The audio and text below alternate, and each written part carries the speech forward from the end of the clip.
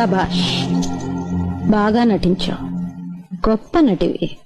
ఆ విషయం అందరికీ తెలుసు అత్తయ్య గారు, మీరే కాస్త ఆలస్యంగా తెలుసుకున్నారు. పిచ్చి తల్లి, నేను నీకంటే గొప్ప నటిని. నేను నటించడం మొదలుపెట్టేసరికి నువ్వింకా పుట్టలేదు అని అంటాననుకున్నావు కదూ? అనను. ఎందుకంటే ఆ మాత్రం తెలుసుకునే తెలివితేటలు నీకున్నాయని నాకు తెలుసు.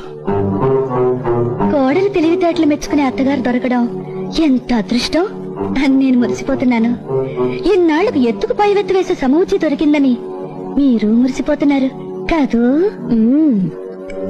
ఎత్తెంతో తెలుసుకోకుండా ఎగిరెగిరి పడితే మూతిపళ్ళు రాలిపోతాయి అని నేను చెప్పనమ్మా.